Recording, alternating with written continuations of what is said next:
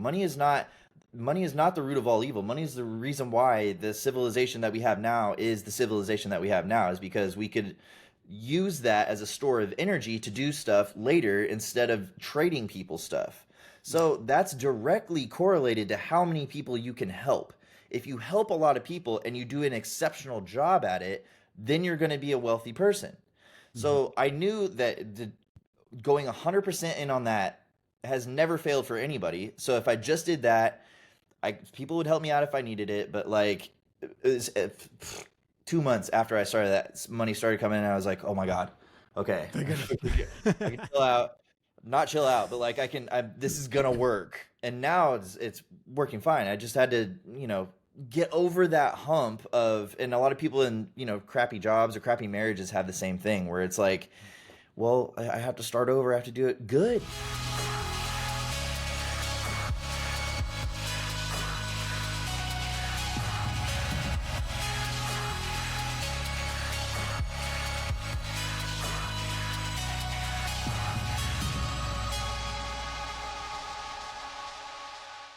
Hello, everyone. Welcome to another episode of the Otto Gomes Crypto Show. I'm your host, Otto Gomes, and today we have a very special guest, somebody that I've been following on TikTok and Instagram for a while now, and has blown my mind with everything he's posted. Literally every post, I'm just like, how is this another awareness I wasn't aware of?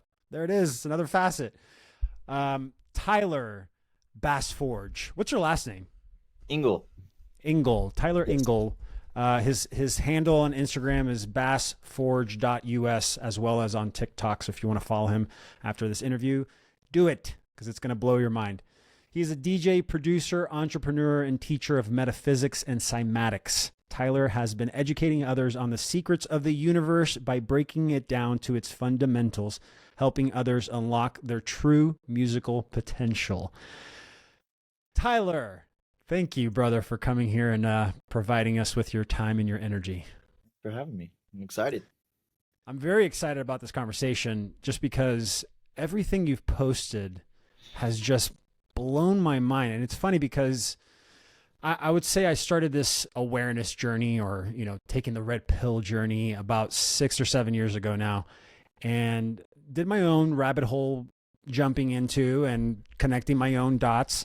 But the one thing I learned that I held on to this whole time that has really brought me back to, because I'm always about how can I strategize? Like, what's the best way to move through this and not avoid it, or negate it, negate reality. I would always go back to one fundamental quote. Actually, it's a quote by Nikola Tesla. And he said, if you want to know the secrets of the universe, you must think in terms of frequency, waves, and vibrations. And with everything, relationships, with how I handle my money, like how I look at things, have completely changed just because I've always gone back to, I've kept the curiosity open and always went back to that quote. But yeah, what's your opinion about that quote and all that? That honestly was it kind of started me as well. Tesla wasn't what kicked off my journey. I was interested in his work because I read his book, and his mind kind of felt a little like mine. If you read his book, he says he would go out and he would go out into nature and he would see things, and then something would click, and he always brought a notebook and he would just write it down, and then he'd go back and he would test it. And I always had a thing, even before I read his stuff, I had a thing in my phone of just I think I call it epiphanies or something. And it was just a list of stuff that I was like, this looks like this, go, investigate. And then I started doing that. And then I started reading his stuff, and that framework, you can translate it to literally anything. Like you said, like philosophy, relationships, money, it works for all. It's the best way to describe things because everybody understands it. So you inherently know it because that's what we are, it resonates because that is what we are. So I try and use that lens to describe, I guess, explain things as best as I can, because I feel like the science gets really confusing, and it needs to be there. The science needs to be very detailed, or we have accidents and bad technology and all this stuff. But for the average person, that's by far the easiest way to explain anything, in my opinion. I agree. Yeah. When you bring it down to those fundamentals, for me at least, I can almost visually start seeing it now. Like when I look at something, when I look at a situation, I'm seeing like, oh, there's the waves, man. Yep. It's a pattern. Or the Um, cycle, like it could be or bad the right now, but cycle. I'm like, it's gonna come back up, you know? Yeah. And so my question to you, and this is usually how I start these interviews, is what was your hero's journey? Like, what was your red pill moment that gave you that awareness and that like, was this something that happened? Was this something you saw, you read? Or yeah, just give me a little bit of your background and how you got to this point. That's very interesting. So it was a combo of things. Like I moved to I grew up in Wichita, Kansas, so it was kind of I had exhausted all the entertainment there by like 22 and I was really bored and I had graduated college and I was in engineering. I was a computer engineer for a company called NetApp. I did data storage stuff and they offered me a job and it was a ridiculously low amount of money for what I was doing and I was like, no, I'm Mm. not doing this. So started a business doing like high-rise window cleaning and made a lot of money and it got me out of Wichita and so expanded that and it came down to Texas and then got into the music scene and I was like, well, this is way more exciting and I went into that and then COVID hit and we couldn't do any music stuff. So I was stuck and when I was stuck, I was like, well, we can't do anything. I don't know what's going to happen. So for now, I have all this free time. What do I do with it? So I learned to produce music, and when I started producing music, when you get into the details of it, like the harmonics and how things resonate and mix well together and stuff, it kind of expands your perception a little bit. And when it expands your perception, you start looking at things a little bit differently in terms of like what you're saying, waves and vibration and stuff. And then I dug a little deeper because to make better music, you have to kind of get a little nuance, make new sounds that people aren't doing. And I figured out there's a geometric relationship to it. And I have a minor in physics and mathematics as well. So that just like immediately was, that's me, let's go. So I Mm. dove into that. And I realized that a lot of people that were explaining the musical and artistic concepts were very good mathematicians, especially in the ancient world. It was part of their liberal arts was music and geometry, mathematics. It was all of it. Philosophy was involved in it. That was actually what liberal arts was. And I was like, okay, well, I like this stuff. Started digging into that and then realized that it goes way back. They got it from, Egyptians, and we can go even farther back than that and, Atlantis myths and all that. But like, I started to look at when the pandemic hit, I started to look into Egypt, and that was game over. Once I did that, I was like, because I had to, it was 2021 and I was like, we have to know how they built them by now. There's for sure, there's no way it's still a mystery at this point that we don't know how these things were built. And that rabbit hole, that's why I always tell everybody that rabbit hole will keep you entertained for years. Like you can go down as many paths you want, you're not going to figure it out. Do you So know? that was kind of yeah. Do you know Robert Edward Grant? Love Robert him. Edward Grant. Yeah, Love he's the him. Yeah. best. Yeah. I have all his He books. he has that trip that he takes everyone to Egypt, and I Hmm. almost went to the one last year, and then he had the one already. I think he's about to have the one this year. But he is just so like because he does that. Like he doesn't just look at what's in front of him. He takes the measurements. He does the work to see the patterns, and it's like I've asked him the question like, how do you think the pyramids were built? And he's like, with technologies we can't even comprehend. Yeah. That's It's, all. That was there's his answer. I was like, oh, okay. That's all I mean, if you look at the people who research this in depth, that's all they do all the time. No one can still tell you definitively how it was done. And that's like, that to me was so captivating. So I was like, I could dive into this. This doesn't have an end. I can just research the crap out of this. And one of the things I'm trying to really lead the short form content too, and it's really hard on short form to explain this, is all of the stuff that's on these things is essentially graffiti, and it's from the cultures that inherited it, but the builders of these things knew that. And so if you know what you're looking for the codes in the geometry. You're not looking at what's written on the walls. You're looking for what's hidden in the geometry of the building itself. And so that's why I loved what Robert does, is because that's irrefutable proof. It's measurements, they're aligned, that's how, in my opinion, that's the best way of dating them as well, We know they're astronomically aligned. Anyone can say, oh, this was built in, 4000 BC or whatever. But like, if every monument there is aligned to a certain date, Yeah. you know, Yeah. I didn't think about it like that. that, That's amazing. that seems to be a better indicator than someone carving it with, and it doesn't even look as good. Like they're not even the cartouches and stuff. They're very, very good. They were very capable people, but they're nowhere close to the craftsmanship of everything else that they're on. So What would you say was then the moment that you wanted to speak out about this? Because like your videos are so well put together. Like you've definitely done the research to, know what you're talking about. First of all, Einstein says, if you can't simply explain it, you don't know it well enough. And you only got 90 seconds, right, with these reels. Yeah. So first of all, yeah, what was the inspiration to speak out? And was it something that you learned in the process, or is it maybe some skill set that you already had to like edit these videos and put them together the way you do? So I actually do a lot of things. It's really hard to explain. I with my other business, I had to do my own marketing. So I made a lot of videos.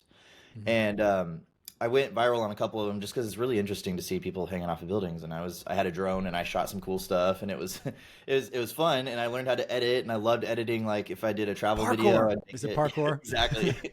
I would make travel videos for my friends because we had a good time, and so I had some video editing experience, but short form I had never done it. I really disliked TikTok and Instagram, but after the whole pandemic stuff, my business was kind of like on the tail end. No one was going into my main thing was office buildings. So no one was in office buildings. They didn't want the windows clean. So I'm like, I don't know how to do money now.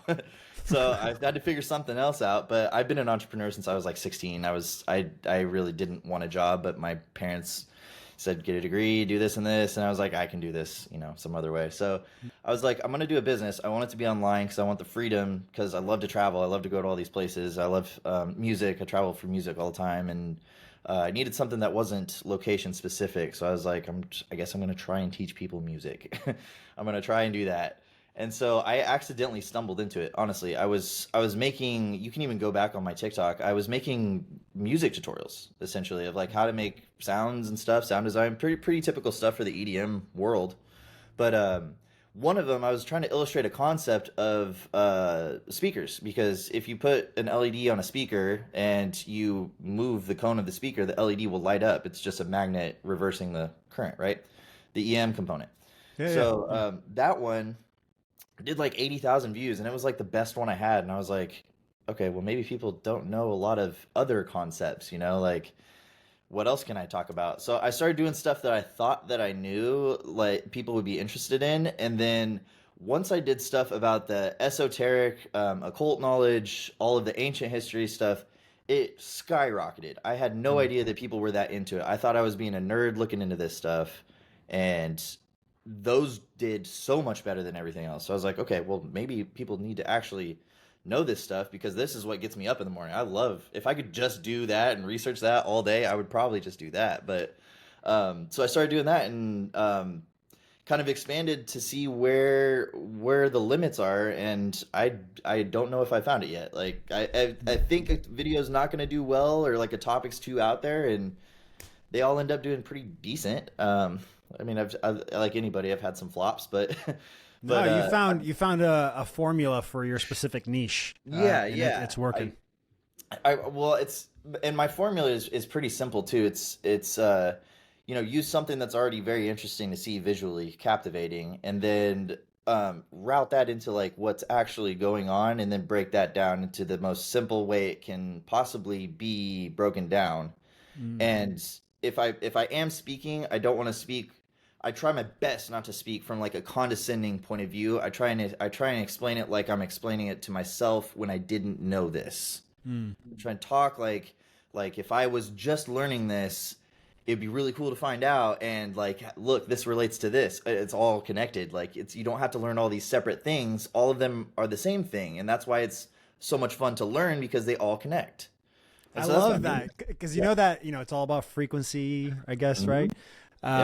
But like you're embodying a specific frequency when you're delivering the information, and then the person is more receptive to the information. It's That comes almost from- like everything to share, but nothing to prove. I'm not trying to here to prove anything or Yeah. convince you that it's true. It's like, this is what I have.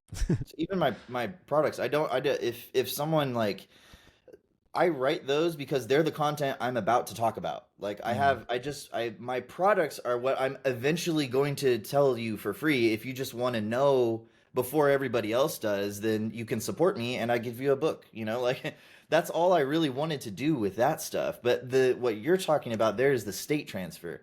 That comes from performance. So say I'm DJing and I'm really not into it, even though I'm playing bangers all night. Nobody is going to be dancing. The best performers in the world in terms of like it's especially in the EDM world are very interactive with the crowd. Crowd control is a huge thing. And that is all state transfer. If you vibe with your music, they're going to vibe with your music. So I try and incorporate that concept into the knowledge thing because I don't think teachers are doing the most they could with this because it should be fun. Learning should be fun because this is amazing. It's amazing that you're even here right now. It's amazing we're talking over the internet in two different places. Like all of this is ridiculous and everyone's bored. I don't get it. So I'm trying to like, this is actually not boring. Look.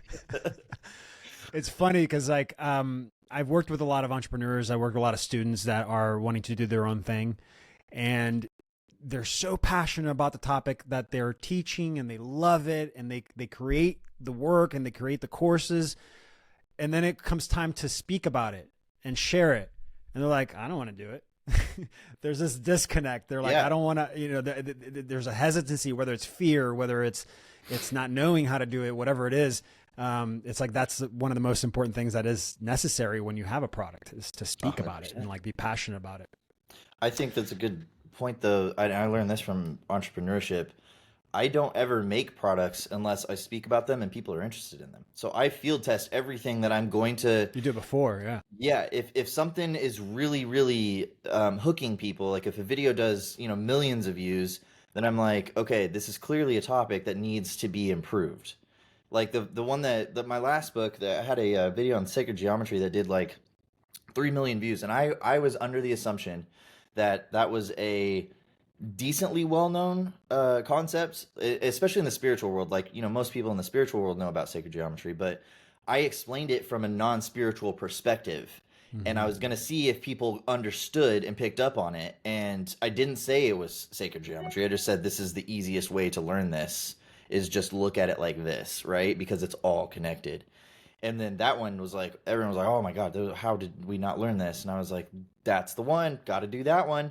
So because like that can really help people, if you can, if I would have learned that in school, I would have been like, oh, this is easy. Like everything would have just been an evolution of that one little concept, which is super easy to undernd. And then the one with the steel balls and the springs. Yeah, that one. Yeah. Oh, that was a good one. Yeah. I was just, again, the ones that do the best, I'm like, I'm just gonna try this. If I put like all my energy into one and I'm like, this one's gonna be a banger, it gets like 10,000 views. And then the ones where I'm like I know the ones where I'm like, babe, I'm just gonna make this about these balls. You think it's cool? And she's like, yeah, it's whatever. And then it gets 3 million views. I'm like, I've noticed that myself when I'm like, when it's like, this is how I've made the distinction is like when I have the idea that it's gonna do well, those are the ones that usually don't. yeah, When I have a feeling that comes from like from data, right? You're like taking in information and then getting a feeling. Those are quick to make too. Yep. Like they're a little easier to flow it out. Yeah. And they do the best. It's weird because you can just, if you follow that's my filter now, is if I have what I could best describe as an epiphany on something where I'm like, oh my God, I didn't know that clicked. I just assume now that it's going to click like that for everybody else. And generally it does. Sometimes it's really deep and you have to have some prior knowledge, like historical knowledge. And those are kind of harder because you have to give a little context before. But the ones I like doing are like, oh my, you see something in nature and you're like fractal or, something clicks and you're like, that's a great way to explain that. I love that. I love your perspective because I see it in my expertise is crypto, blockchain, like mathematics in that sense when it comes to like energy of exchange. Yours is around music. And I love that. It's all math at the end of the day. Yeah. But I'm starting to see the patterns, like visually see the patterns in the crypto space and how things are connected and how they're being connected now. Because there's a lot of variables that you can go to websites and see the connections visually. And like I'm getting affirmations on that, on like what I've been feeling for the last 6 years, 7 years now. But it's inspiring, yeah, to think of it in that way. There's a in the stock market, isn't there a Fibonacci thing you can overlay Yeah, on your stocks to predict stuff? People yeah, use that all the time, right? yeah. Yeah. There's a Fibonacci sequence that you can put. It's like it's a chart that you can like pull, and you can click and drag, and then depending on how big the movement was, you Yeah. align it, and then it gives you, it's a percentage of like how high something can go, how low something can go. And again, it depends on which direction you're also going, but it'll show you like the natural patterns. It's the math formula. It's a 369 formula. That's Yeah. what it is. Yeah. Very simply put. And you can We're find the patterns a little quicker when you layer that on top of it. But yeah. That's why I'm so adamant about pushing those things, because they get, when you say Fibonacci or like binary sequence or all these like math terms, it really scares people away. And I Right. was always really good at math in school, and all my friends cheated off me. And I was like, yo, this is, just look at it. It's really easy. Just do this. And nobody wanted to do it because I feel like the teachers didn't make it interesting. If someone said, if someone even told me that you could put a Fibonacci thing in the stock market, I'd be like, can I make money right now in high school? Like, Right. can I try this? Like, yeah, let's do that. And I try and use all of those things in a way that gets people interested in looking at those concepts, because math is a fundamental concept. If you don't know math, then you're reliant on people that do know math, because we live in this world where we have to know math to do everything pretty much. But I think it gets really, really pushed down in the school system because the teachers are not relating it to everything. If you can connect all the concepts, especially geometry, it's so much easier with geometry. If you can show, like showing why time works the way it works. That was always a question for me. It's all geometry. Like everything that you think you don't know, you can explain with just some sort of geometry. You know what I love? A video that you made that you layered out the different layers of math, Hmm. like working from the fundamental piece out. Yeah. And you're like, this, I forgot what it was. Like, this is I think math. it's This steel is, ball one. was it the steel ball one? I The think you're right. oscillation. Yeah. Yeah, that's what it was. Yeah. That video blew my mind because the way that you layered math, like how I took it in school, you named them. Yeah. And I was like, oh, that's how it's like a Exactly. 90-second video gave me an awareness that I don't know how many years of school never did. And I Why would have don't they probably tell you taken that? it that much seriously if I learned about it in the school. Why don't they tell you that when you go into college or something? Like, okay, this is the process you're going to take, and this is why you're doing it. Like, I did the same thing. I went through all of the courses. I went through, uh, I was doing differential equations, discrete mathematics. I was high level physics. Like, but all of it didn't click with me. I did the work and I got the grades and I passed, but it didn't relate. Like I didn't know why I really needed to know this when I wanted to go into a field for computers. Why do I need to know statics and dynamic physics when I'm working with circuit boards and, stuff like that? And those were prerequisites for the degree. And I'm like, okay. And even when I graduated and got my job, I swear I used probably about 10% of what I learned in college. And I don't want to knock the education system, but it needs a complete overhaul. In my opinion, it's almost completely useless once you get hired, because they train you. Yeah. Like the day I got hired, I still had to go through a Java programming course. I still had to go through a hardware course for their hardware, because it's not any hardware that I learned. The fundamentals were there, but they have complex. You're in industry now. That's the leading Yeah. edge. Like, so it was a big shocker to me that when I started looking into the spiritual stuff, because I was an atheist till about uh, like 25, and then I wasn't like in any particular religion. My whole family was grew up Christian, and then whole family was on that side. All my friends were Muslim, so I had like two different sides, and I was just like, I'm here, Like, I didn't really want to pick a team. And then I started looking into the spiritual stuff, and that spiritual stuff aligned with the intellectual stuff that I was into. So all of that, the sacred geometry, like really was a good catalyst for me wanting to fix the things that I saw that was wrong with the education system and use that because they're very captivating with how they explain things. Like the I would say the Jain teachings and especially Vedic teachings. I'm Mhm. super into the Vedic teachings. They're very detailed. Yeah. Yeah, yeah. No, I love that. Um, I'm telling you, man. Yeah, the education system needs an overhaul. It's the one thing that hasn't changed in the last 110 years, like structure wise.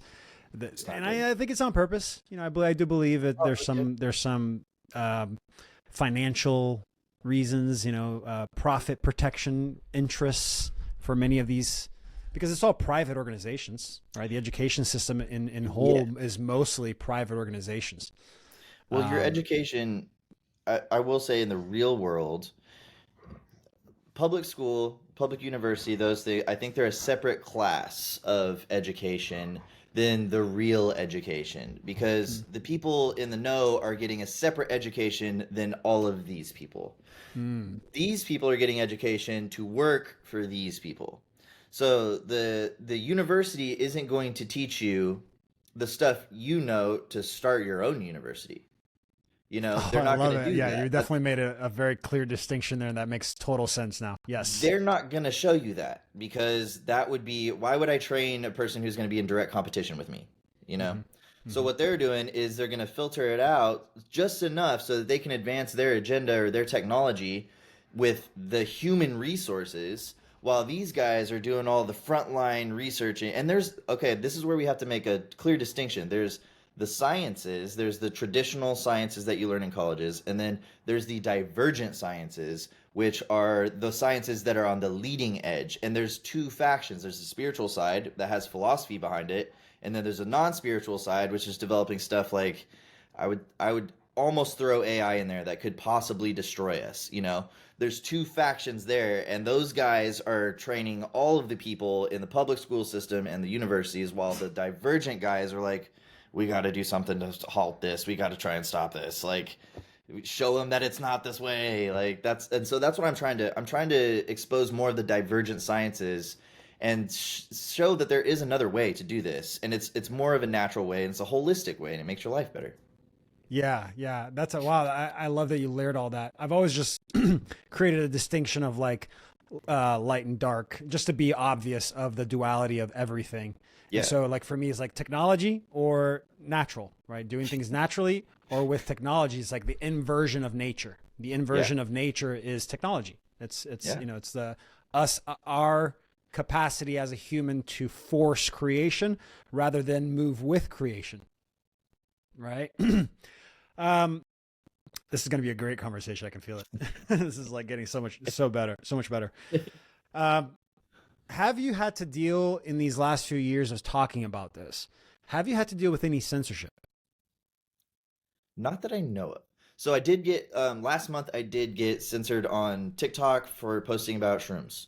But I appealed it and they reversed it. But it didn't Right. stop them from like crushing my reach on that. But either way, it still did good because people filtered in and saw it after. But Instagram didn't. I'm really, really, really bullish on psychedelic therapy. I really think that that's going to be a huge turning point for all of society, and I'm really trying to. Whenever I talk about it now, I do layer it with like language, like The I AI is hide it. listening. I hide it, yeah. So, and a lot of kids are doing this. It's not a novel technique. They've been talking about this for years. But I haven't been censored in terms of like anything that I talk about, and I try and tell people this too, like all the concepts, it's not like I'm coming up with these things. This is just stuff that I've learned and I'm kind of trying to explain better than the way I learned it. It's all on the internet. There's Mhm. most of my content comes from books pre 1920 because that's when they started getting really not good. Pre 1920 books, there's a channel on Amazon called Gaia. They have all kinds of information. They're fantastic. all the YouTube people, all the YouTube independent researchers, Bennett, Uncharted X, Johanna James, all those guys, they're doing great work in Egypt and all around the world. So none of this stuff, I get a lot of comments that are like, "Oh, you better make a will. The government's listening." Like yeah, the video did 1 million views. I got nothing. I got people commenting on it. Like people are scared to talk about it. That's how deep that fear is because they Yeah. heard that, you know, someone died for trying to invent the water car. Like you don't know the full story, dude. You don't. Like could it be nefarious? Absolutely. But like you don't know the full story and assuming that is just keeping people from looking into that technology. Yeah. That's the problem we have right now is not that people don't want this stuff to happen. It's they're scared to look in and talk about it because they think that the government's going to come knocking on their door and be like, "You're against hydrocarbons. You got to go to jail." Like, Right. no, don't step on anyone's toes. Like, don't take shots. Like that will get your the attention from bad people. Yeah. But what you should do is, and my approach with all of this is to never criticize the old ways, just build the new ways. If you Mm. criticize the old ways, you invite drama and argument and criticism. I don't even argue with people that argue with me on science concepts or flat earth guys, whatever. I don't really argue with them because that's not me. I would rather show you how we can build something new, practical, so that you can use this and then show other people, yo, this is way cooler. Do Hmm. this. That's how it was with me for music. I was in the rock scene and I was like, this is all right, this is cool, this is fun. And then I went to my first EDM festival and I was like, sold. I was just all this is I'm this now. Like, they're just way cooler. The vibe is better. Everyone's super nice. It was Everybody's just a like, better experience. Yeah, yeah. it was more fun. Like if you just show them it's more fun, that's the easiest way to do it. Don't have a debate. Just be like, okay, I get your point, but you want to do it this way? It's kind of fun. Try it. It's a better I way to do was it. I went from pop to EDM, and it Yeah. was like I went into like because I went into my spiritual journey and started healing my body, so I started to surround myself with hippies basically, and so they love EDM. I mean I love it. that was part of the, at least in Santa Monica. Yeah. There's a Have you ever heard of the Wisdom in Santa Monica? No. There's this there's a It's a bubble building. It's a big ball, and you walk into it and they project onto the whole thing into the circle. That sounds amazing. And they have a stage, and they do every Sunday they have church basically. And everybody meets So up on cool. Sunday there and they dance. It's an EDM concert for like That's three so hours. cool.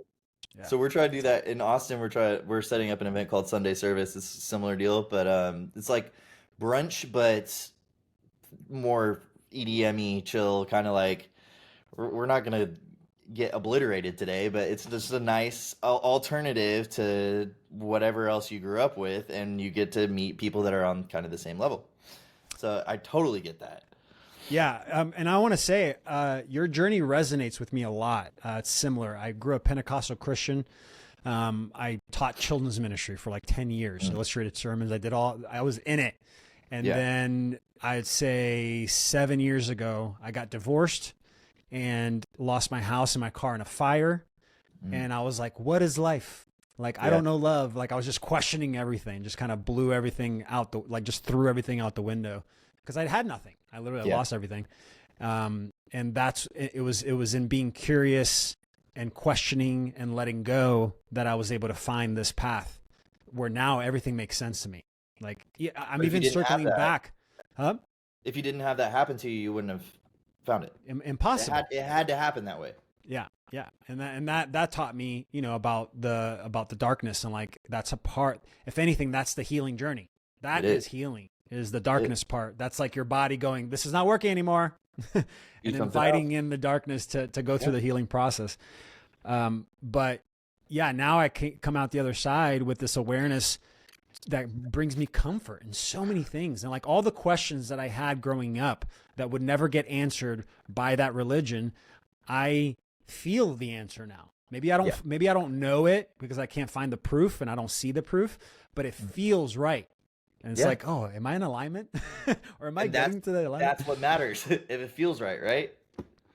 I, That's all that and I matters. don't want to come from a place of like I don't I support all religions, whatever you are. I have three different versions of the Bible, and I read it all the time, just because I Hmm. feel like there's hidden messages and information and layers in each version and each one of them that I don't catch every time I read it. Hmm.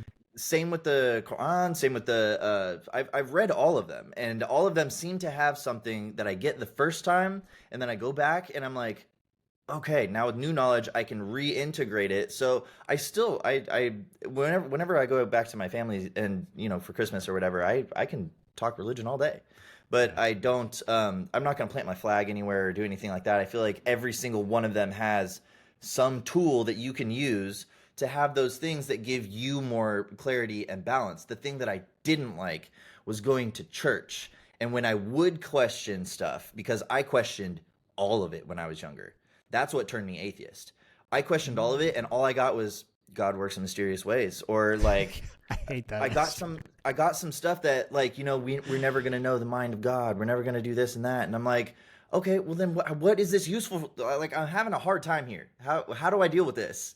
And I didn't get any good, like, and I'm not. There's probably good people that know more. Maybe my church was not the best one, but like for me, it didn't work. But that forced me to look into the other tools that I could possibly use to solve that problem. And then I started building those things up of like your own belief. Like, so when something bad happens, I know, okay, well, the Buddhists have a really good way of dealing with this. Or like if I Hmm. need balance, I always go back to like Vedic Kundalini meditation, chakra stuff. Like it's all there's all good information in there. And I feel like Christianity and Islam are very, what I got from Islam was very like discipline. They're extremely Mm. disciplined, very routine, very, very methodical. Admire the crap out of that. And then with Christianity, if you have people that are really into Christianity, they are very, very conscious. They're very aware. They have a very, very sharp gaze. If you talk to someone who's very knowledgeable in the Bible in all versions, they are very, very aware, and they can answer any question for you. Hmm. So like, value in each one of them, but your personal journey, that's your truth. You don't have to have their truth. Just build your truth, and if it feels good to you, that's the whole point of being here, is finding what feels good to you. Yeah. Yeah, I would agree. I believe, I was a part of a traveling choir in college, and I went to a university in Tennessee called Lee University. They had 12 choirs in there, and they all traveled, but ours was the one that traveled the most. And I Mm. think we would do every weekend. We were going to a different church. Basically, we would travel as north as uh, Maine, all the way down south to Florida, and as far as west as California. Literally, the whole United States was our playing ground. And after going to hundreds of churches, what I've realized is the common thread is programming. It's normalization. And the more we normalize our reality, it's almost as if like we start to create an identity around that specific normalization. And then like your emotions are hooked. I mean, it starts to get reinforced. Once you create that agreement with yourself, and it's unconscious, it starts to get reinforced with every day that passes. You see what you And want to so see. unless you're willing to shake it off or like have, something maybe happens in your life that shocks you out of that normalization, or you become aware because you got somebody's reflection and you're willing to listen, whatever it is, that's usually what it is. It's like this normalization behavior or programming that is just what you got comfortable with. My biggest, just be open to talking to people. That's the I only, know. that's what opened my mind, is talking to people who did believe different things. And I'm like, that makes sense. And you clearly are far more calm and level and balanced than I am. I was like, especially when I first moved to Austin, everyone was like, there's a different belief for everything. Very spiritual here, but different belief for everything. But everyone seemed to be very like comfortable with themselves. And I came from the Midwest, so I'm just like, people please everyone. And that doesn't work ever here. In any big To city, see you go to right any through big that city, bullshit. It's like, yeah, stop it. yeah, exactly. It's And like, I still curse me get out, those man. I want to hear you say some F words. Come on. That's I have to get over that. Like, I still to this day catch myself. I'm like, you're doing the Kansas thing. Stop it. Like, but my friends here were so comfortable with what they were doing, and you know, they weren't the richest people or most successful, but they had happy lives. They lived like they were fun. They were really fun to be around, and they liked doing fun stuff. And I was like, well, there's something here. I got to look into this because I don't have that. I just want to work all the time, and I don't think I have a lot of balance. I need to find some balance. So that really pushed me into looking at the other side of especially Eastern philosophy, and I've looked at all of them, and they're all, again, they all have value. It's Yeah. just what do you put together in each one for you personally, because we all have different experiences. You know, you grew up different than I did. So what's going to make you feel at peace or resonate with you sometimes is not going to resonate with me because I had a different upbringing. You know, I had like, again, my family, both sides of my family believe something different, and like mom had a different parenting style than my dad, and like all this, you know, you are an individual, and there's going to be different pieces that make you up.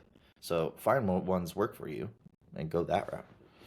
Take what resonates and leave the rest. That's what Yeah, I say, dude. man. Yeah. One of my practices is to take in take in as many perspectives without bias, and then just take in what resonates for me and let go of the rest. You know, I do this thing every year called an upward spiral guide, where I name 10 different like people that I look up to, or you know, that I want to be like, but I don't want to be the person. I want to. So I write the name, and then I write a specific thing about that person. And I'm like, oh, I want to take this and embody this. Yeah. And I'll do 10 different people. So it's like that. It's like, you know, find the things and the people you surround yourself with that resonate for you. Take that as new information, and then choose what you want to embody. You know, if you want to bring that into your life.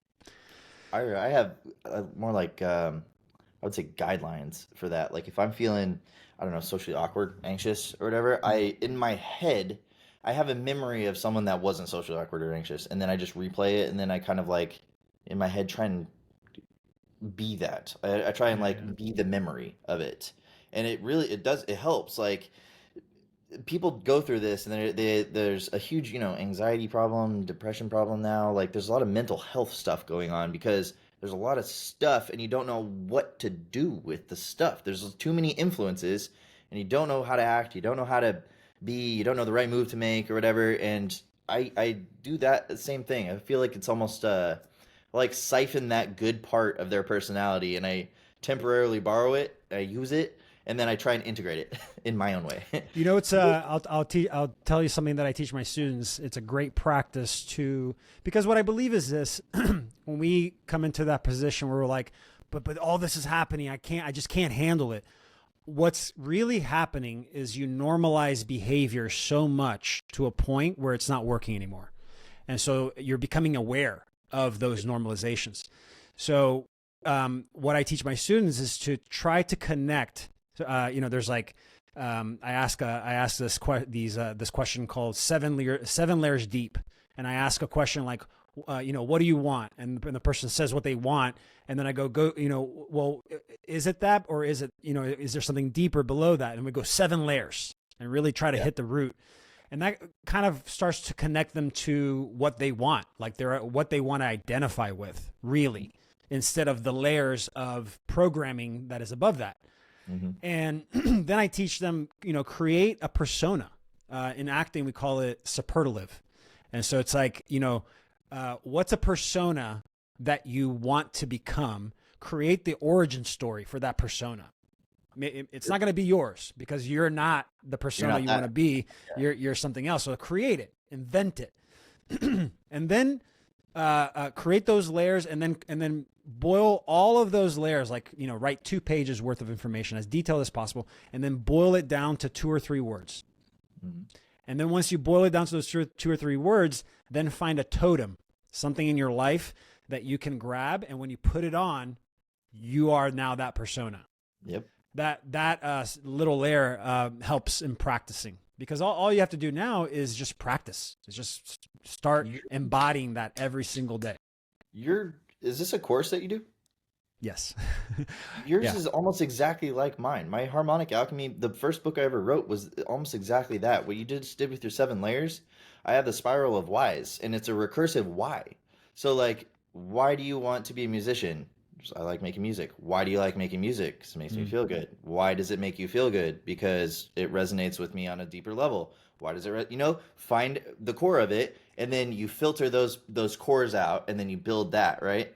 And then your persona was, in my thing, it's a personal manifesto, and I say make it as extravagant as you can with those cores. Like you want to make it so that you are, if they were gonna make a movie about you, it would be the most interesting movie they could possibly make. I want you to write the script to that movie right now. If you can do that, then you are exceptionally clear on it. And I was trying to explain this to my girlfriend the other day. She's really into nutrition. She's starting her TikTok on that. And she was trying to tell people what she did. She's in between jobs right now. She's like, I'm starting to do this. And then I was like, she does nutrition. And she was like, yeah, I do nutrition. Like you just need the anchor. If you have that Yeah. anchor, you're just like, then you're very confident in talking to people because you don't have to like be wishy-washy and you're like, oh, I'm not like doing Yeah. this. Because when I was in transition, I didn't know what to tell people. I still honestly don't know what to tell people when they ask me what I do. But like when I stopped doing my previous business and started this one, I was like, well, I'm trying to do this and that. Yeah. And until I went full in and I'm like, well, I'm making content on this, I'm writing books, and I'm doing music. Like once you can like articulate that correctly, that's when you have that seed of core confidence where you can be confident anywhere, not just at your Yeah. job or at your sport that you're good at. Core confidence comes from knowing yourself. And if you know Yes. yourself and you know your beliefs, you are confident in any situation. The situational confidence is different. Like if you're the top programmer at your job, you're confident there, but you go out to a bar and you stand by the wall with a beer in your hand like this, you're not confident. Hmm. That's a different confidence.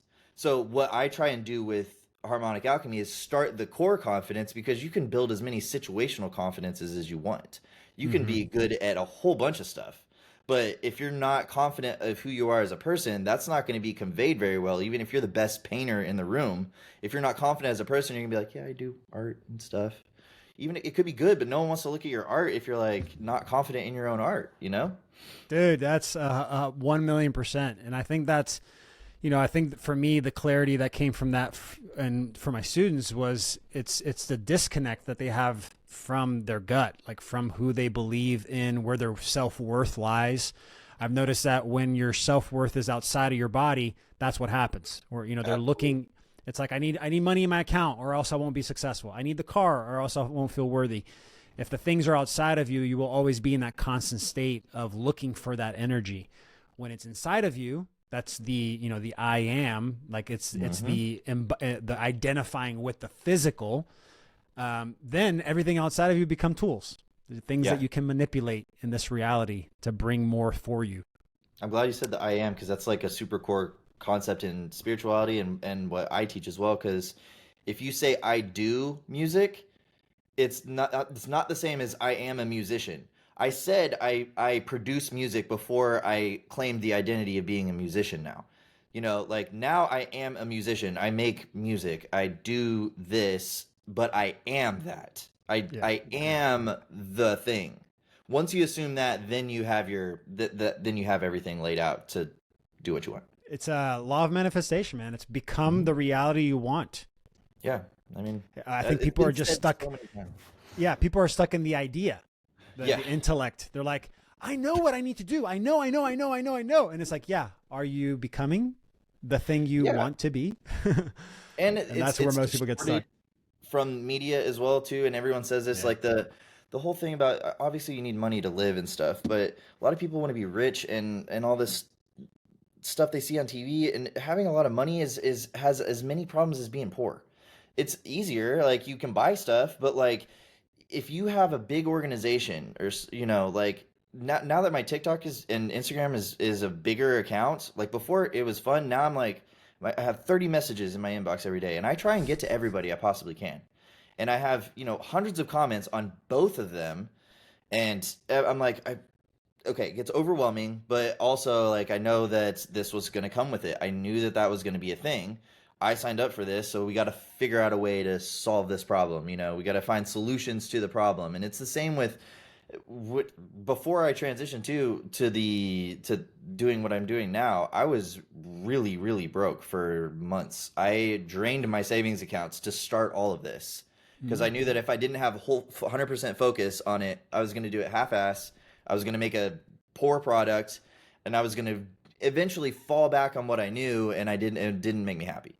So I took the hit. Dude, I racked up like 10 grand on my credit card, just to get by, and I was paying rent on my credit card, and I was like, something's got to happen.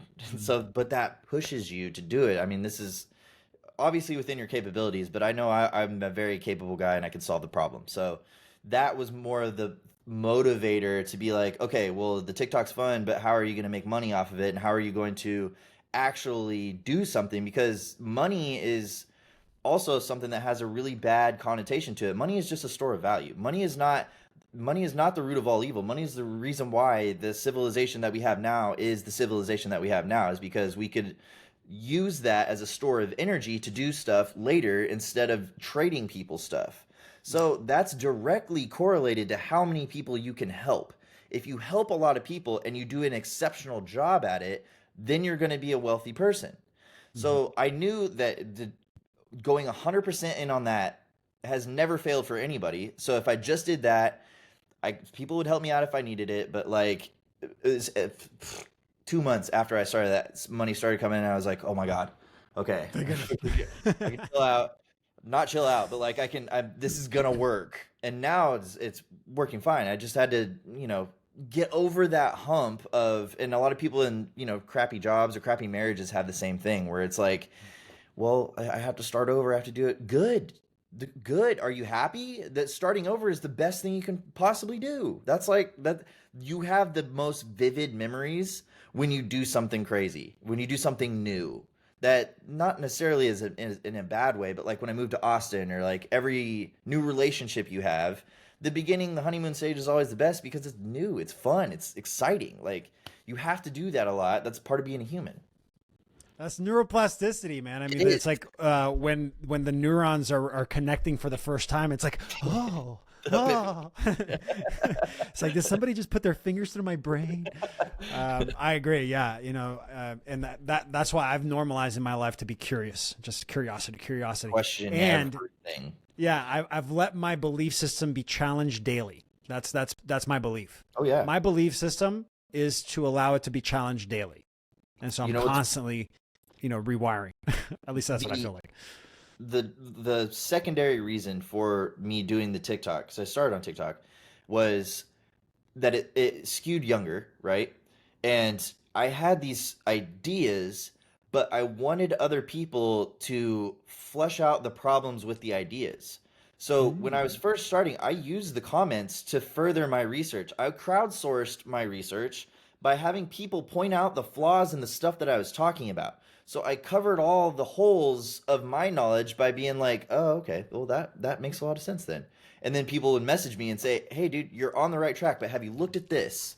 And I was like, no. And so it really helped me build a better picture, even though I felt pretty confident in what I was talking about. Now I have all my bases covered, and if it's something that I'm a little iffy on, especially like really deep science stuff, because people come at me and like, oh no, it's a quantum theory, blah blah blah. Like, They bring in the facts, and I'm like, I get it. That's it's facts, but we can look at it this way, and it's they can't get facets. Yeah. But yeah, so I know that there are going to be times when I'm not necessarily the most correct with how I say things, but I will always either admit when I said something wrong, or I will always concede to someone in the comments that says, well, you're actually saying it this way and it's this way, especially with like the Vedic and Hindu stuff, because I've never been to India, would love to go.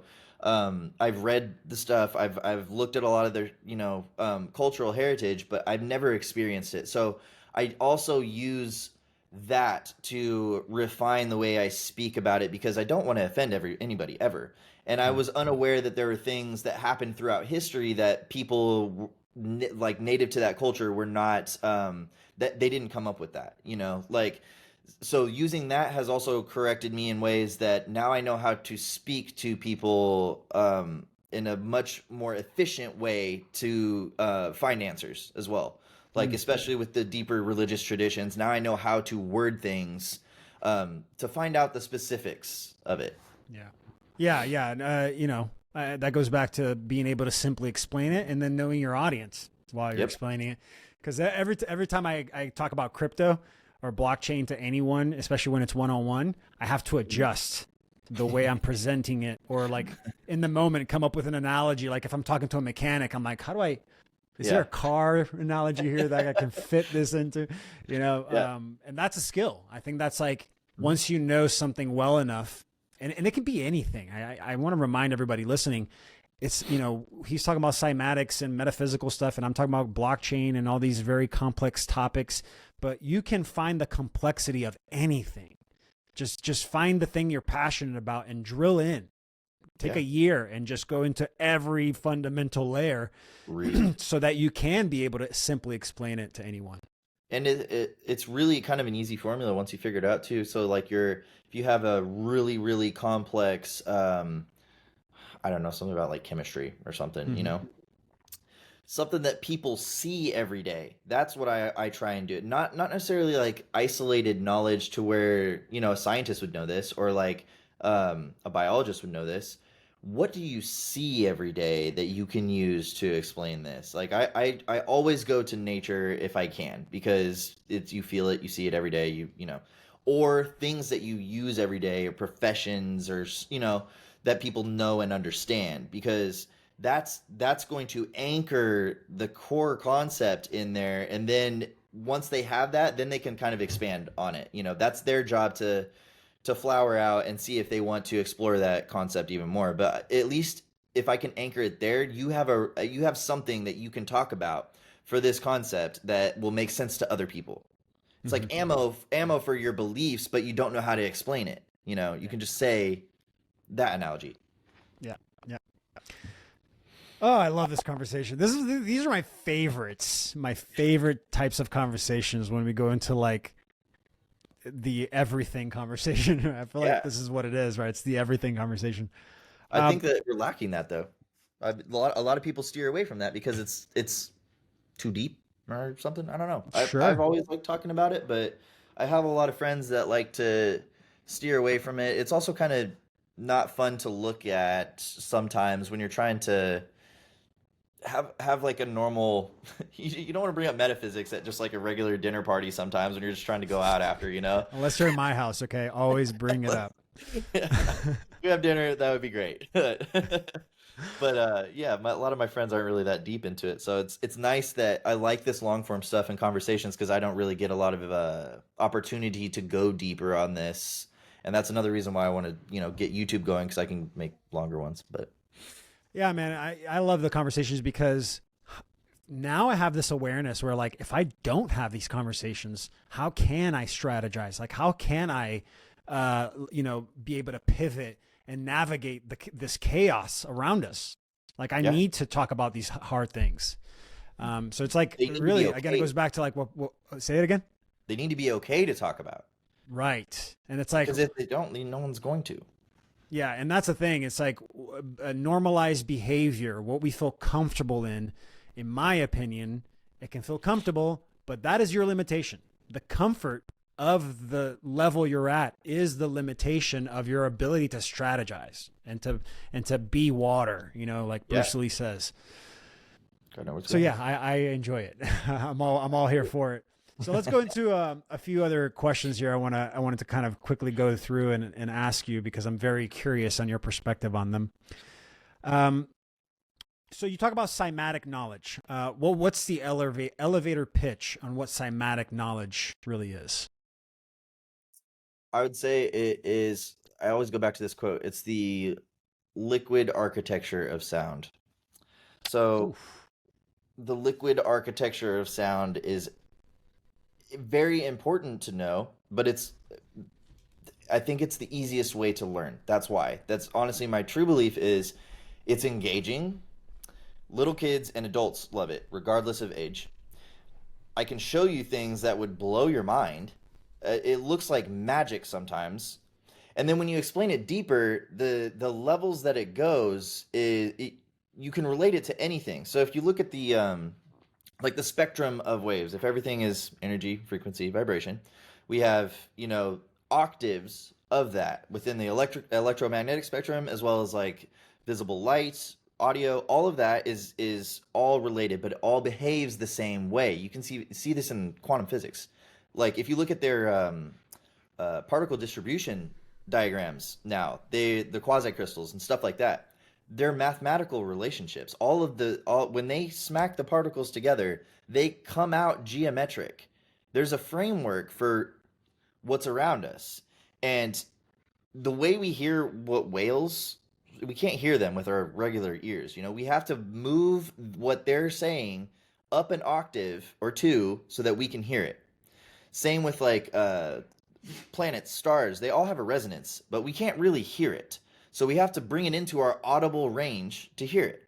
You could do that with color, you can do it with anything. Everything is transmutable. Real quick, was it you that made that video that you took an audio and it all you did was tweak the octave and it sounded like different animals and you just kept going? Yeah. Dude, that blew my mind. That blew my mind. I just want to say that. Okay. I've got one. Actually, I think I'll probably make this one today. There's one now where they're using AI to decode animal language.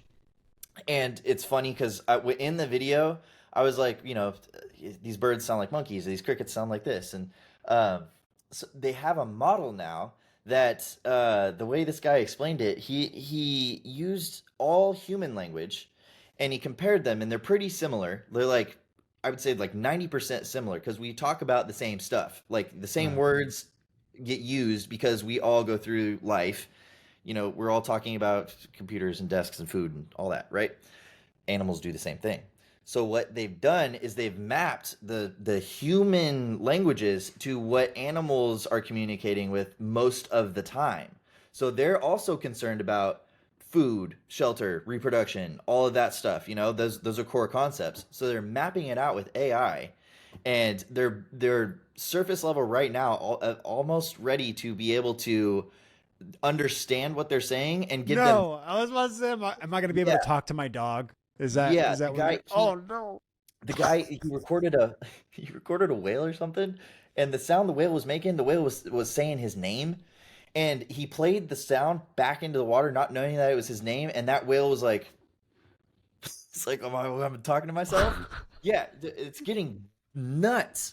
So the levels that we're being able to extrapolate here, and same with frequencies, like the note of C corresponds to the wavelength of red in the visible spectrum. So you can map a entire song, all the frequencies in a song, to the color spectrum and have a completely immersive experience. That's why I love EDM, because they do that a lot. But tying all those in, that's the definition of a human experience. It's all the sensory information that you're getting at a given moment that gets solidified into a memory. It's just all your perception. So if we can manipulate perception like that, then we need to understand what that is. And that's to the core what I'm trying to explain. Look at it differently, because it looks complex, but it's all connected. It all relates. That's what being like Robert Edward Grant says. The definition of a polymath is, a lover of learning, and being a lover of learning, you have to not be compartmentalized. If I have to learn biology and chemistry and physics separately, that's a lot to put in here. But if they're all the same thing, it's just, okay, that phenomenon is the same as this one, and this one is the same as this one, because they all are. Oh, this mindset that you just broke down is what I embody, and I've never verbalized it like you just did. And you ever get people going like, "Where's your degree? Are you an expert?" All the time. And it's like, when you can connect, when you get to a point where you can start to see the many facets of the one reality we're in, then you do become an expert in a way, right? Well, okay. There's this guy on TikTok. I actually really, really like his videos. Dr. Blitz, you know him? Oh, that sounds familiar. He's like a physicist. Okay. He's debunked me a couple times, and what he had to say was probably valid in the physics circles, right? But I try and relate it in sense of everything, because whatever concept I'm talking to has a historical component, has a modern component, has a physics, philosophy, mathematics, geometric component. All of them, they have these things. I'm trying to show you all of those. maybe from a physics perspective, you got it over me, and I will give you that. For physicists, I'm sure he's doing a great job explaining everything for them. He's got a whole bunch of followers. I actually think he's a good guy. But those guys have a problem with when I talk about their field. Archaeologists, I get crapped on from archaeologists sometimes. But I'm like, you're operating in the paradigm that you got taught in. You got taught from a university who's funded by somebody. Your projects are funded by somebody. I'm just seeing stuff. I see geometry in this thing. I've read the books, so I'm relating that to that, and then I'm using knowledge that I got Common from sense. college, common sense. I'm relating it to like, okay, what could they possibly have done this for? This is obviously not a giant pile of rocks. Like, why would they do this? How much organization did they need? How did they feed that many people? Like, I'm going all directions. And then I get somebody that hyper focuses on like, okay, yeah, but how'd they move the big rock? Like, okay, I'm interested in that as well. But why did they move the big rock? Why didn't they use bricks? Why didn't they use, like, so all my thought process is wildly different, and I don't try and fight that. I really don't. Like, if they want to say that I'm incorrect there, I'm completely fine with that. But I've got other things that I'm trying to like unify here, and then maybe you can help with that. Like maybe look at it that way instead of being like, you're wrong. You shouldn't be able to talk on here. You're spreading pseudoscience. Like, Have you done experiments yourself, like oh to yeah, test some of that work? I feel like what do you mean? well, would you say that a lot of your aha moments and dot connecting happen from experience, right? Yes. So I've been to a lot of places too. I've been to the Middle East. I've been to Mexico. I've been to a lot of these sites. I plan on going. I actually plan on going to a Egypt tour this year with on Ben's Uncharted X. I don't know if you know him, but Oh yeah, yeah. yeah, he's doing a tour, and I want to go to the places that we can't get to, and he can do that. So, Oh, but yeah, I like the boots on the ground stuff, and if I don't have it, I always like shouting out the people that are. So in all my videos, if I don't tag them, I ended up going back and doing it in there. But I love promoting the people that do that stuff because they're helping so much. So but yeah, but the cymatics, I have a bunch of programs. I have this thing's on my desk right now. He's a little yeah. Talk about your books real quick. What barefoot is guy. that? Wait, bring it back. It's audio Is that reactive. is I that is that oh, what's the kind of metal called? ferrofluid. Yeah, so you go. Ferrofluid.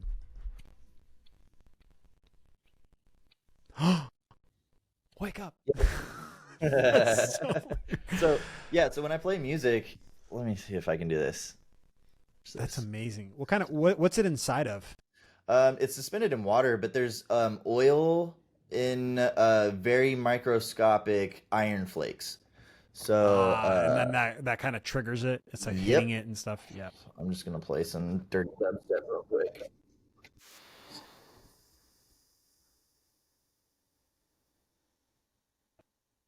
I can't hear the music, but I can see it move. Wow. Yeah, yeah. It's like it's creating those cymatic patterns, depending on the yeah.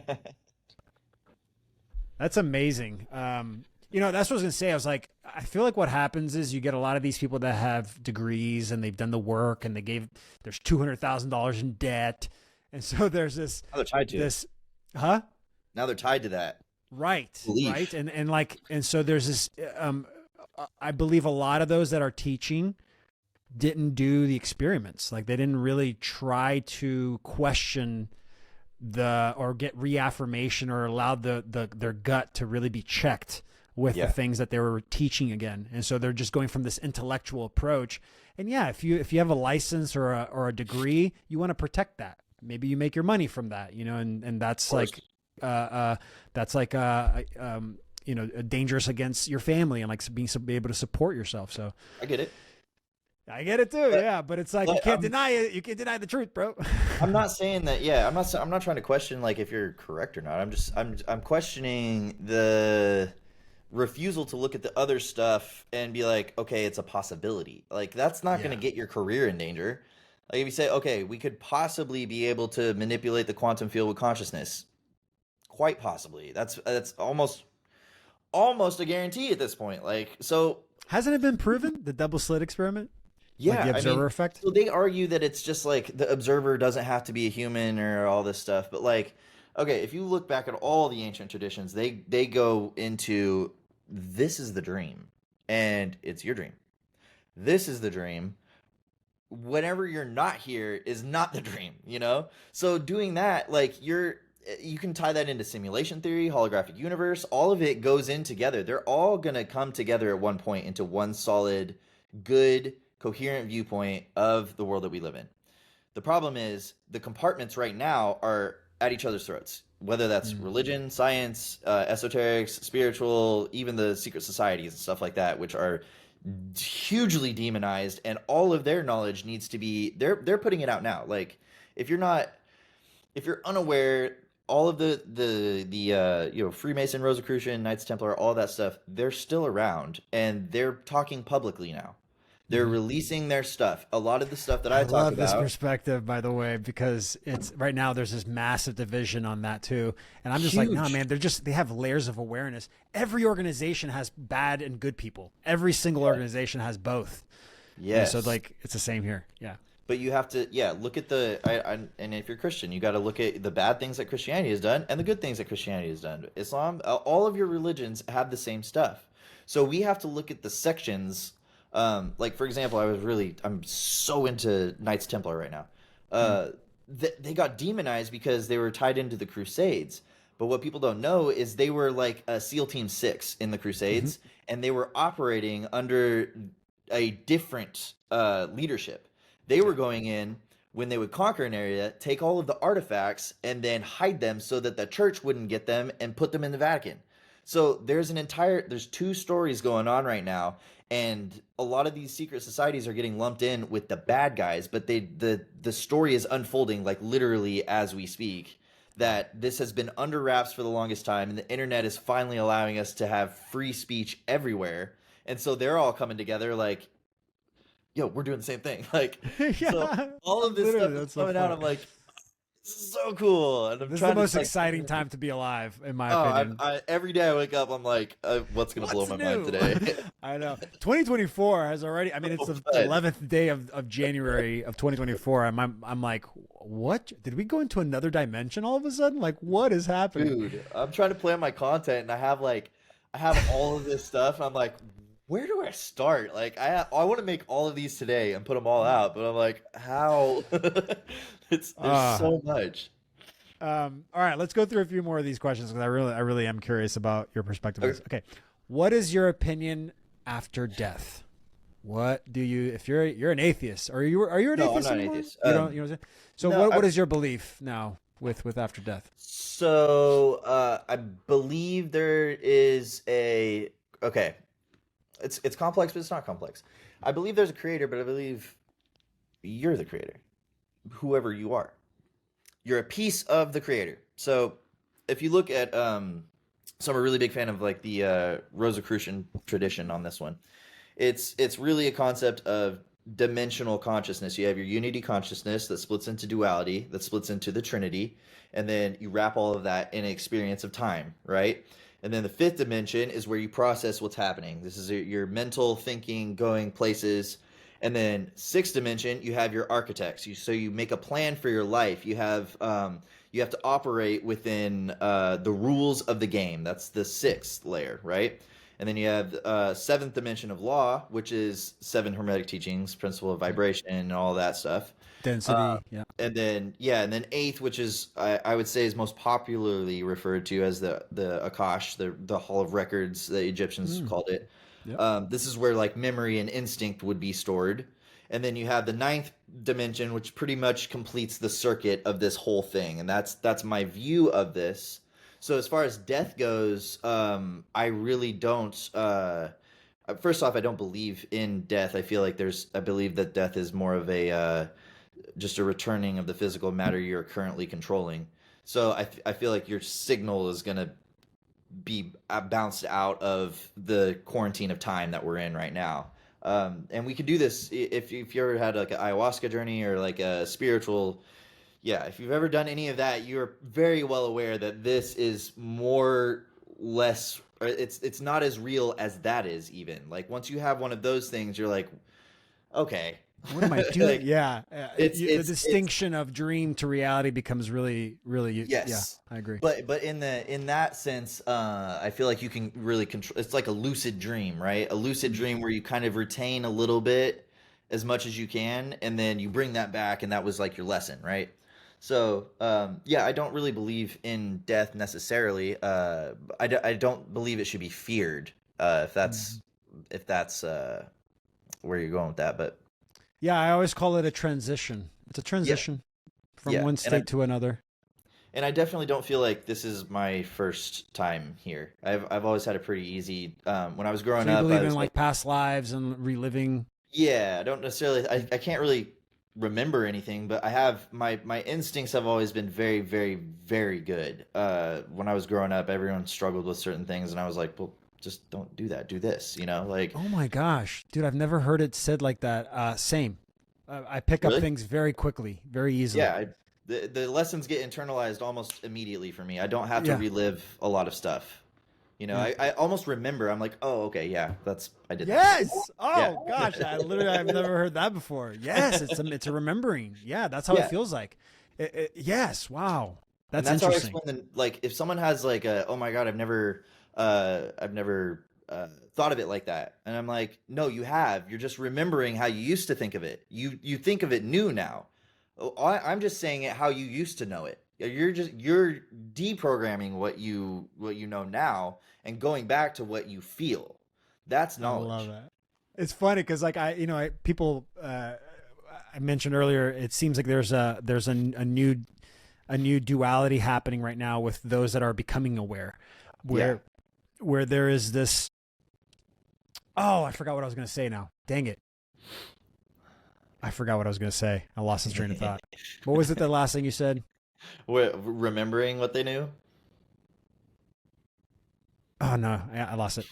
Yeah, there it is. It just came back. So there's this split that happened, and you have a lot of people that are waking up and they want to protest. They want to fight the Hmm. system. They want to change the system. They want to push back against the system. And I'm like, no, no, it's How it not. works. It's Let's not focus. it's not a fight. It's a remembering. We Yeah. have to remind ourselves, remember who we are. Once you do, there is no need to fight. There is no You need to try to change. you can't beat them. Yeah. They're too like the system in place now. Everyone is. I'm pretty sure we're all in agreement that this is not working. Right. You can't fight it directly. That's why I always said, let's just build the new, show people the new. Don't fight the old. Be aware. Like tell people that don't drink your tap water. Like tell people the stuff that's gonna save their life and clear up their mental processing abilities. But then say, hey, this is a better way. Mm. Try that. If that doesn't work, you can always go back to doing it that way. But I guarantee you, once you try it this way, you're gonna like it. It's gonna be the way you want to go. So Yeah. that's the way I got that from EDM. That was just a player concept. Like if someone is being a dick in the crowd, you tell them, hey, we don't accept that here. If you want to chill, you can chill, but if not, you got to go over there, man. Like Yeah, yeah. that's kind of Give like him the option. I think yeah. it's like I think what we said earlier. It's like coming with the energy of everything to share and Hmm. nothing to prove. I'm not here trying to convince you. I'm not here trying to prove to you anything or fight Yeah. you. Here's the options. You can choose the one that feels good for you. And I feel like And it's again, going to be this one. if our society didn't run on money, I would never charge for anything. Like I love, and even if someone's like, if someone's really in need, like I have a bunch of kids that hit me up. It's like, dude, I don't have a job. I really would love your book. I send it to them for free all the time. I send out all of my stuff for free if they ask for it. Yeah. But like I'm not. It took me a long time to compile that and write that. Like if you want to support my work, that's why I make it available for purchase for people that want to support that. And that helps me because it alleviates my money struggle so I can make better products and get more out there. And then the more I can do that, the more free stuff I can put out. So it's just a flywheel. So Yeah. I've always thought of it like that, and the more people that you can do that with, then they pay that forward. Like that's it starts with just one or two people, and then you get in the habit of it, and then those people realize that, and then by the time you know it, you've done something. That's how Yeah, the you world start to works. create that wave. Yeah. You have to I do call it. it's the energy of exchange. It is, yeah. Money is the tool, but if you can perceive exchanging as the tool, as the thing that you can use to create value, then the money will flow. Figure out the other ways to transact without money, and then the money will come. That's how I I. always go that route first. If I can do it without a financial transaction, I try that first. Yeah. But see, most people don't even try because they're like, I don't have any money. What am I going to do? And it's like, dude, there's Yeah. so many things you can do. You can You start all today. have that. Yeah. Yeah. All right. A few more questions and we'll end it because I know we're already a little over here. You can ask this. You can answer this very quickly. Is time travel possible?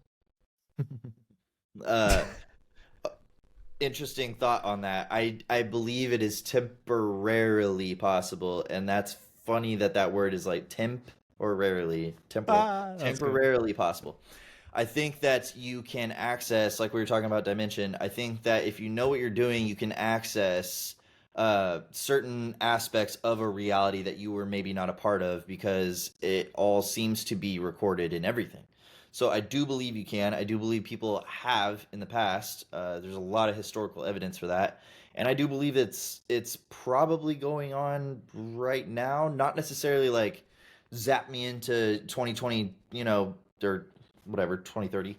I don't think that necessarily is possible, but I think more in like a remote viewing sense. You can view the Project Looking possibility. Glass. That's Yes. right. Yeah. Yeah, time is just a lens. Like I always try and explain it that way. Time is strictly a lens for viewing things. You have to look at it like glasses because it's all, even Einstein, it's relative. Time is Yeah. completely relative.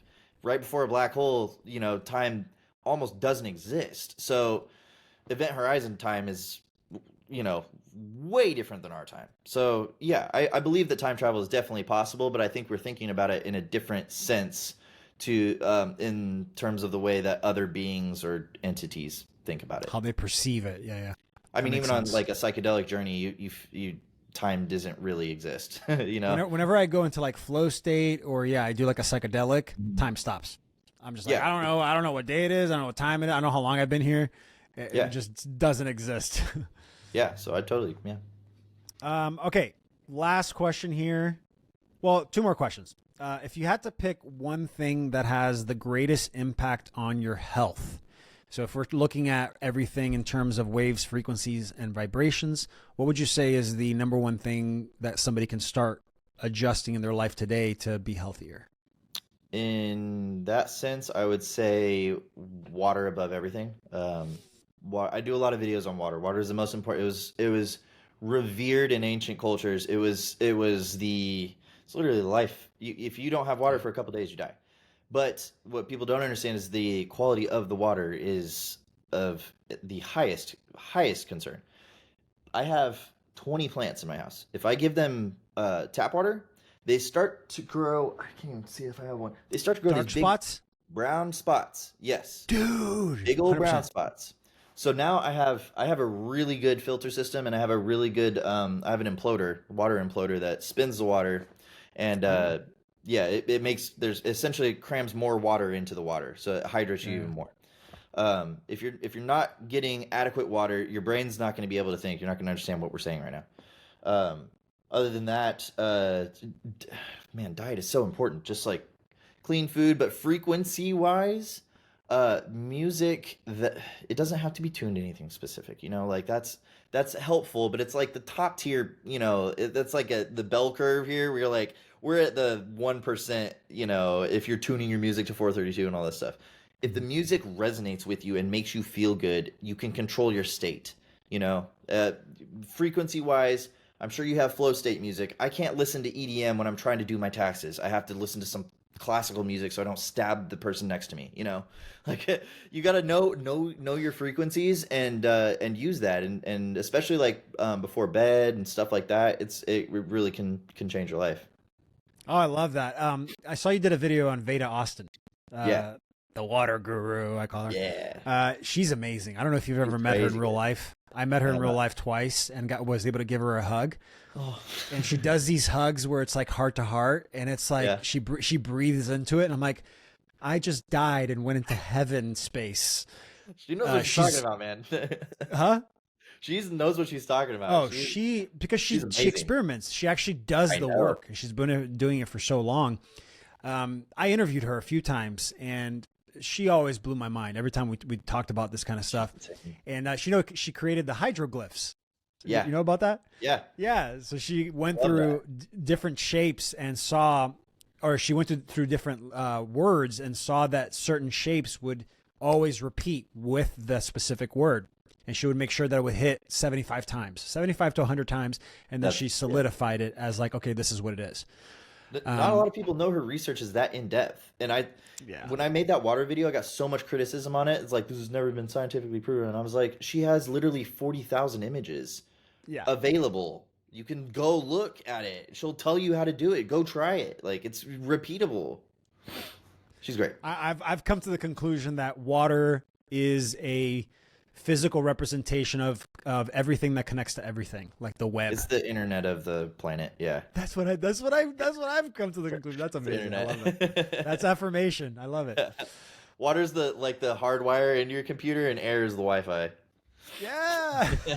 Because it's all, I mean, it's the same element. It's just in different states, right? Man. Yeah. It's the same frequency, or I guess you can call it. Yeah. All right. Last question. And then we can call it here. How do you have 2 minutes, you're in front of millions of people, and you have a few minutes to leave them with something that's inspiring or reminder or whatever it is that you want to say. What is that thing that you want to say? Dang, that's a really good one, man. I would say if I could do it to my younger self, because this is always what I do, I would say foster and always encourage a love for learning, because that's never going to fail you. You're going to be broke a lot. You're probably going to go through times when you're not healthy. You're probably going to go through times when your relationships suck. It's hard with your family. But the one thing that no one can take from you is what you have in here. And this is going to be the most valuable to solve any problem that you have. And once you have something, you always have access to it. If you don't use it, you lose it thing is a complete myth. It's not. If it meant something to you, if that knowledge meant something to you, then it has a temporal landmark in your head, and it can be accessed whenever you need it. Everything that we know or we think we know about the mind is purely a guess. Everything anyone tells you is purely a theory. Question it always formulate what works for you, and never speak about anything that you don't know 100% about. Even if I say something, question everything. Like no one is truly able to know everything. That would make us literally gods. We're here to learn, we're here to experience, and we're here to internalize that. And whatever you feel, go that way. If it feels good, that's because that's your guide to go that way. If it feels bad, you've had that experience in the past, like what we said. Use that as your guide to, handle that situation that way.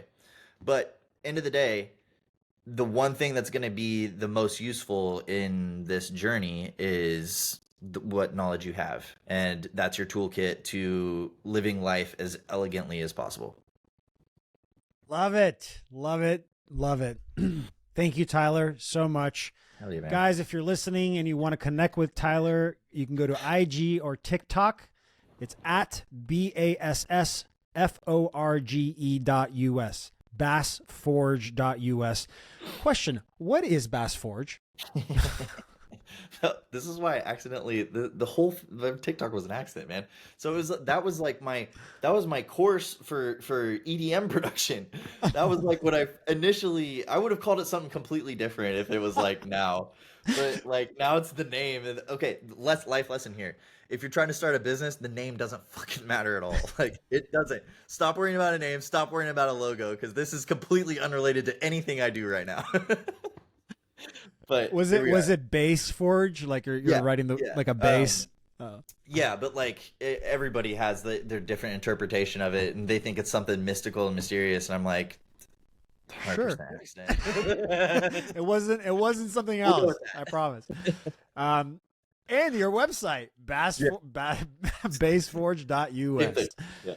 You just kept it in, didn't you? Thank you, brother, for connecting with me. This was a great conversation. Absolutely, and really appreciate you, man. Seriously. Keep doing what you're doing. And last thing, do you have anything you want to pitch? I know you have your books. Talk a little bit about the things you have. So Codex is my most recent book. It's basically, if you like everything that I talk about on my social media, it's a foundation so that you can understand it better. So it goes over sacred geometry, consciousness. There's a lot of philosophy in there. all the frequency vibration stuff. I try and give it as straightforward as I can. It's not going to be like hyper detailed, but it's going to give you the easiest way to, like what we were saying, a framework to view the world through, where everything becomes easier to understand. I have a digital bundle on my website with all my books right now, and the physical copies just came out on Amazon too. So if you want to hold one, they're available now. Awesome. Yeah. Get it, guys. I'm telling you, go watch his video so you can see like the level of awareness that Tyler here has. So I'm sure you put as much detail into those books. And, you know, if you love to read, if you love to have the pages in front of you to touch, get it. That's the one. Thank you, brother. All right. Thank you so much, Tyler. Thank you all for listening. And last but not least, always remember, gamify your abundance. Love you guys and have a good one.